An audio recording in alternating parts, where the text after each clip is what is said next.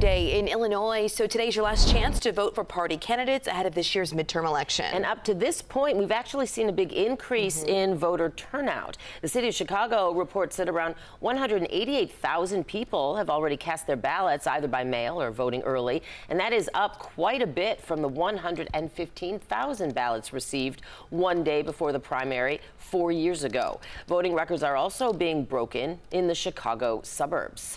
And as we look at those vote totals, we want to learn more about what could be making people head to the polls early. Joining us now is Stephen Maynard Caliendo, a political science professor at North Central College. Stephen, as always, thanks for joining us this morning. And in your opinion, what's driving people to vote early this year, and what do you make of these numbers?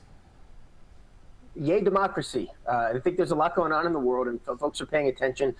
We know that when there's high salience events, that is events that people are gathering, catching people's attention, they tend to be more engaged generally, whether that's paying attention to media or voting. And so to see people coming out is a sign that people are paying attention to what's happening. From a political scientist perspective, of course, I'd love to see us getting closer and closer to that 100% mark. The more people that vote, the stronger our democracy is. And so it's a good sign in that respect. A dangerous sign in the sense that people are worried about a lot of things. Yeah, definitely. And is seeing these early voting numbers, do you expect to see a big turnout today for the primary too? Do you think that most people voted early? What are your thoughts on that?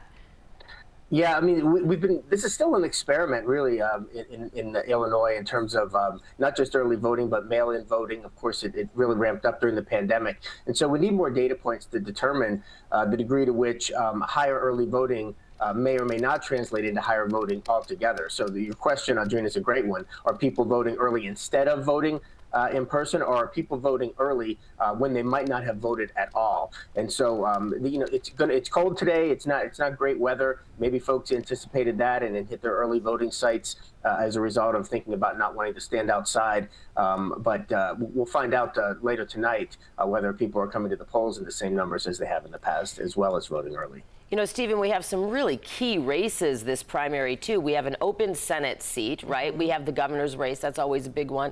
Cook County Board president. We have open major congressional seats.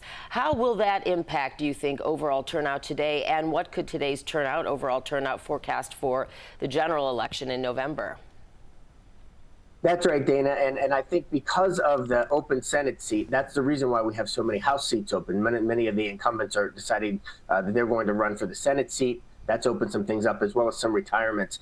As a result of crowded fields in the primaries, we've seen a lot of television advertisements and a lot of mailers. And so folks can't ignore the fact that the elections are upon us. Again, it's a way that they can be engaged.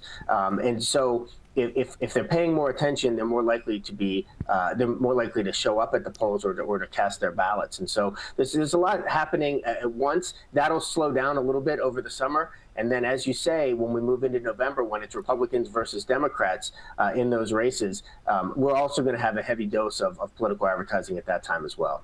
Stephen, I know we'll talk to you in the next hour, and we'll focus more on some of these key races and what you're looking out for. But before we get there, I do want to note this morning at 5:07, people heading to the polls in about 50 minutes here in the state. What race are you really watching? What's the storyline that you're following right now? It's such a cliche, Audrina, but honestly, the U.S. Senate race is the one that's the most interesting to me. The governor's race is really, really important, but so what happens on the Republican side will be very notable because it's going to set up what the summer looks like. But all indications are that J.B. Pritzker is doing very well in the state in terms of popularity, and so there doesn't seem to be a lot of excitement there. The Senate race, though, really is open wide. Whatever Democrat wins is going to probably move into the seat, but it's going to set up, if the Republicans think that they have a chance, they might spend a lot of money over the summer, and we could get a lot of excitement in Illinois because of that Senate race. All right, Stephen, thank you so much again for joining us. I know we'll be talking to you, as Audrina mentioned, throughout the morning, so we'll see you in a bit. See you soon.